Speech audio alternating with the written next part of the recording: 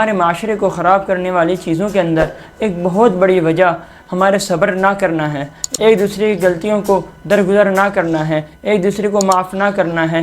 کسی سے کوئی ہلکی سی غلطی ہو جائے فوراً ہمارا انتقام لینے کا جذبہ، یہ ہمارے معاشرے کی خرابی کا بہت بڑا سبب ہے۔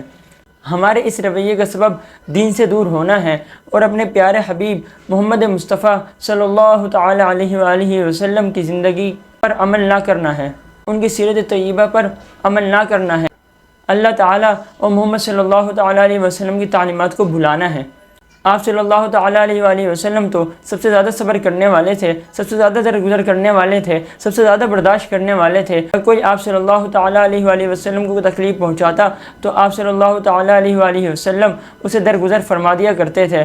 کوئی اگر آپ سے بدسلوکی کا معاملہ کرتا تو آپ صلی اللہ تعالی علیہ وآلہ وسلم اس سے صلہ رحمی کا اور اچھائی کا معاملہ فرماتے۔ یہاں تک کہ عتبہ بن ابی وقاص نے جب آپ صلی اللہ تعالی علیہ وآلہ وسلم کو جنگ احد کے اندر پتھر مارا تھا، جس کی وجہ سے آپ صلی اللہ تعالی علیہ وسلم کے 4 دانت ٹوٹ گئے تھے اور آپ صلی اللہ تعالی علیہ وآلہ وسلم کا چہرہ مبارک زخمی ہو گیا تھا، اس کے باوجود جب لوگوں نے آپ سے فرمایا کہ آپ اس کے لیے بددعا فرمائے جس نے آپ کو اتنی تکلیف پہنچائی ہے، تو آپ صلی اللہ تعالی علیہ وآلہ وسلم نے فرمایا، اے میرے اللہ، میری قوم کو ہدایت دیجیے، یہ لوگ نہیں جانتے، یہ لوگ ناواقف ہیں،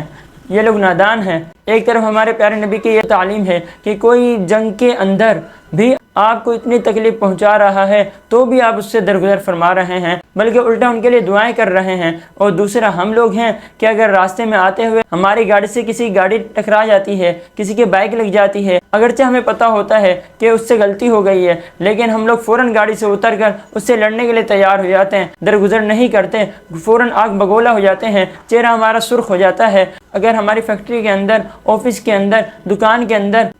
کسی ورکر سے کوئی غلطی ہو جاتی ہے، کوئی کام وہ صحیح طریقے سے نہیں کر پاتے، تو فوراً ہم اس کے اوپر غصہ کرتے ہیں، اسے کام سے نکالنے کی دھمکیاں دیتے ہیں۔ محلے کے اندر اگر کسی سے تھوڑی بہت بحث و مباحثہ ہو جائے تو فوراً اس سے بدلہ لینے کے اوپر تل جاتے ہیں۔ حتیٰ کہ اگر گھر کے اندر بھائی کچھ کہہ دیتا ہے وہ برداشت نہیں کرتے، ماں کچھ کہہ دیتی ہے وہ برداشت نہیں کرتے، والد صاحب اگر سمجھانے کے لیے ہمیں کچھ کہہ دیتے ہیں، سخت الفاظ استعمال کر دیتے ہیں تو فوراً ہمیں غصہ آ جاتا ہے، ان تک کی نہیں سنتے۔ ہمارے اس رویے کی وجہ سے آج ہمارا معاشرہ تباہ ہو رہا ہے، آپس میں ایک دوسرے سے دلی محبت ختم ہو رہی ہے، دلی تعلق ختم ہو رہا ہے، آپس کی محبتیں عداوتوں میں تبدیل ہو رہی ہیں۔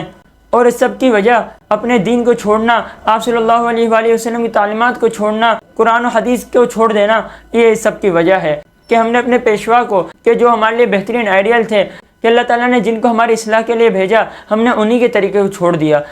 خدارہ دین کی طرف آئیے، خدارہ قرآن و حدیث کی طرف آئیے، سیرت نبی کی طرف آئیے، اپنے نبی کی سیرت پڑھیے، قرآن و حدیث پڑھیے، ترجمے کے ساتھ پڑھیے اور اس پر عمل کرنے کی کوشش کیجیے قبل اس کے کہ بہت دیر ہو جائے۔